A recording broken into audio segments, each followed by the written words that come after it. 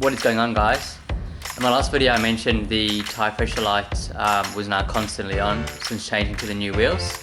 So today I'm going to show you how you can fix that. I've also got the Lexus booked in for some window tint, so we'll show you what that looks like when it's done. So talking about the tyre pressure sensors for a second, that's the valve that comes with the work wheels. Well, I think it's actually more the valve body. If we open it up, you can actually see, bear with me, that's gone. You might be able to see straight through that, you should hopefully. And so there's just an inner, I think that's the actual valve that goes in there.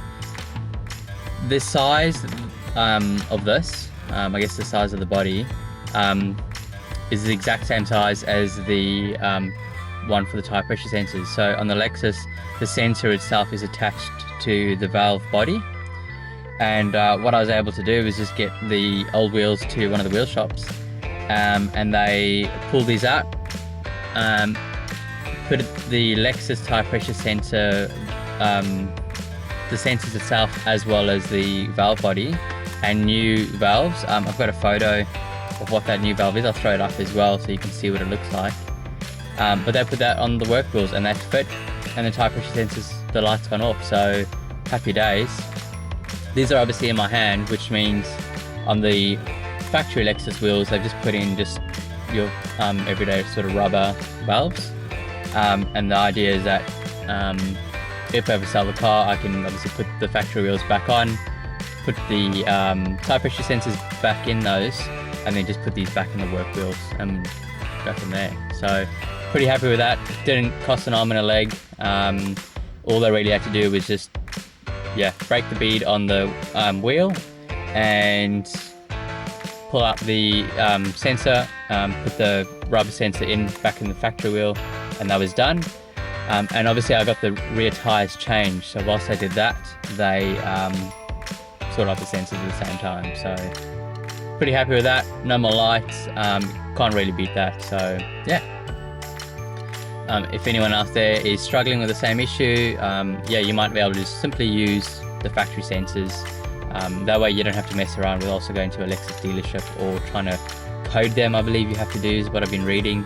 It's literally just swap them over and drive away. So one of the things I fixed is the rubbing on the rear. So if you come with me, I mentioned last time that we were getting a bit of rubbing back here.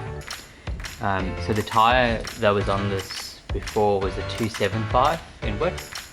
What I've done is I've gone down to a 255, which has given it a tiny little bit of stretch. But, hey Jessie, hello. Good girl.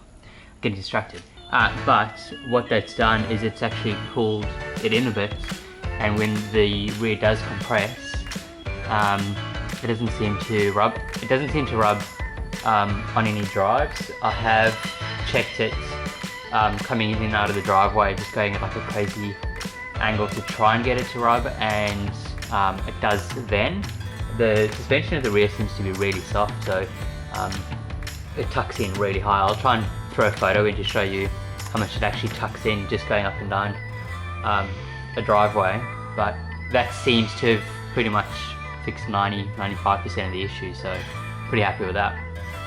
Okay, so this is the before. No window tint on this at the moment. You can see, if I look close up, you can see it pretty much straight in. And it just helps having tint with the sun, really. Queensland's quite hot, but it'd be pretty cool to get some privacy tint back here, so you won't be able to see in, or not in as much as you can for this. So that's what it looks like now. This side actually looks alright. I think it's just with the light, but if you get closer, oh no, the reflection's pretty bad. But yeah, this is the before, so we'll see what it looks like when it's done.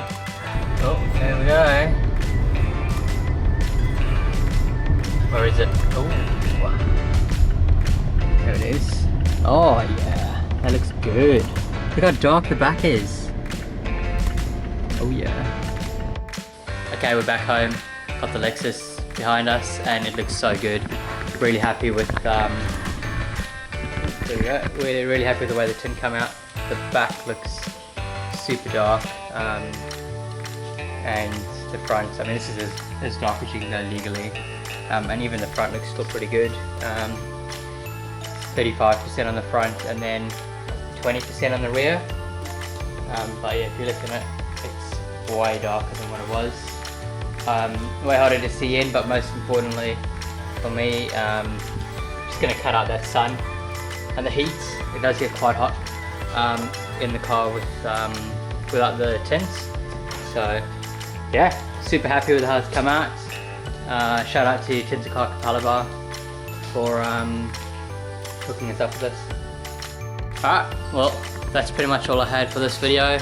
I'll be doing another video soon, in a couple of days, just with the Skyline. I've got a bit of work to do on that. The engines come back from the machine shop, and will hopefully be put together in the next couple of days, a couple of weeks. So I should have that back fairly soon. It's been out of the car since November. It's March now, so it's been quite a while.